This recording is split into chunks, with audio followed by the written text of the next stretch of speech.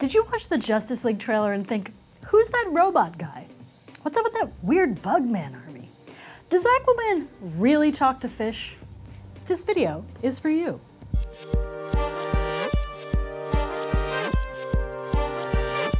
This is Issue at Hand, Polygon's show about the strange world of comics, and I'm your host, Susana Polo.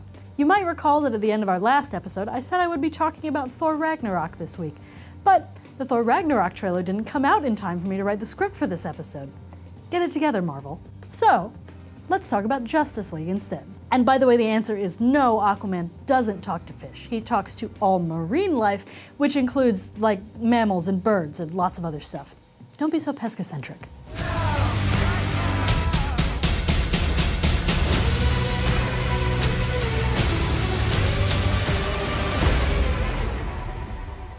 Shall we?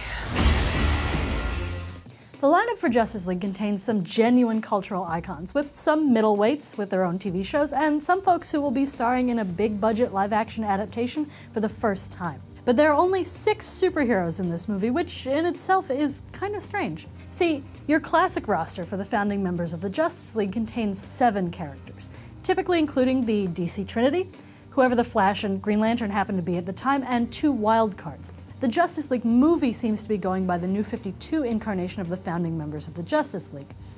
-1. I know, right? We've got Batman, you know who he is. I'm rich. Wonder Woman, you know who she is. Superman, yeah, he's definitely coming back from the dead. He's definitely going to be in it. Henry Cavill is in the movie. It's not a secret. Let's move on. You might also be familiar with our Flash du jour, a young, wisecracking Barry Allen, complete with a wrongfully imprisoned dad.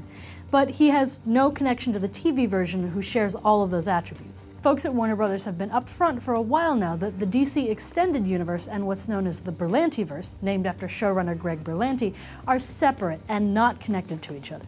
Even though that's totally confusing to the audience, and bad brand management. Now, let's dig into the meaty stuff. I'm going to explain why you should take Aquaman seriously.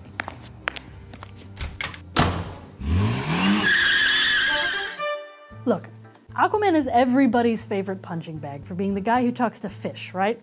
But it's been a long time since the Super Friends, and for nearly 3 decades now, there's been a lot more to Aquaman stories. The Aquaman I'm most familiar with is the warrior king of a technologically hyper-advanced undersea nation, trying to pacify the large contingent of his people who want to declare war on the surface, even as most countries around the world refuse to recognize the sovereignty of Atlantis. He's got a queen, Mera, who looks to be in Justice League as well, and an evil half-brother who's always on his case, and frankly the Justice League should be glad he even shows up to meetings when their countries are using his ocean as a garbage heap.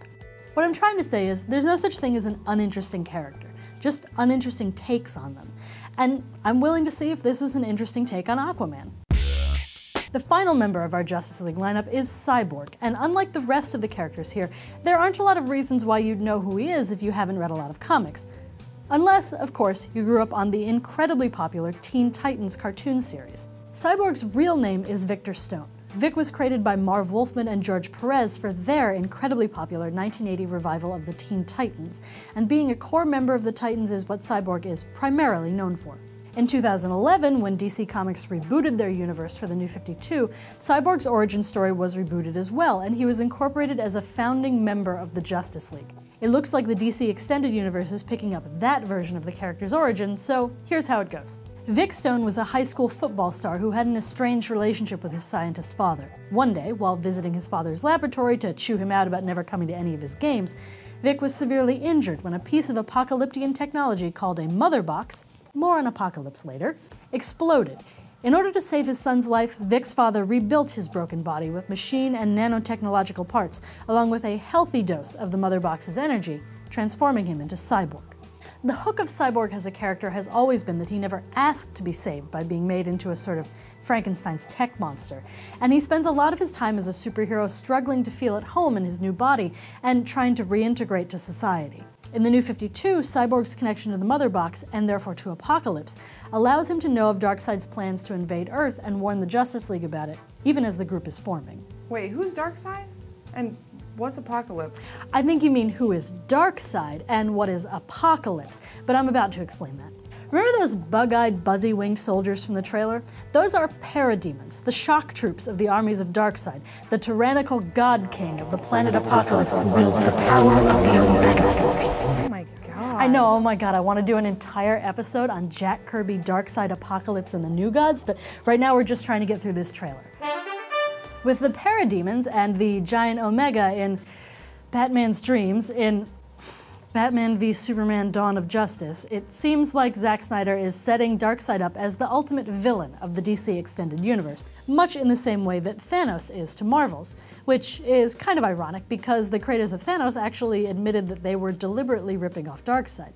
But it seems likely that Darkseid won't make a direct appearance in this Justice League movie. Instead, the guy behind this parademon army is likely to be someone else. Possibly the incredibly little-known character of Steppenwolf, of whom there is very little of relevance to say except that he is a general of Darkseid's forces. And in the New 52 version of the Justice League's origin story, Steppenwolf leads the army of parademons that invades Earth and catalyzes the League into forming. There may have been a reference to him in a deleted scene of Batman v Superman. Man, that's a lot of evidence that Snyder is pulling from the New 52 Justice League origin story. I'm gonna have to reread that. Next time on Issue at Hand, you lost your chance, Thor Ragnarok. It's Guardians of the Galaxy season now. Demons that invades Earth and catalyzes the League. Let me say catalyzes the right way. Even as most countries around the world refuse to recognize the sovereignty of Atlantis. Sovereignty. Sovereignty, who had an estranged relationship with his scientist father. One day, while You want to take that, Yeah. it sounded like you said estranged. finding all the words that Susana has not said out loud, but only read in her head.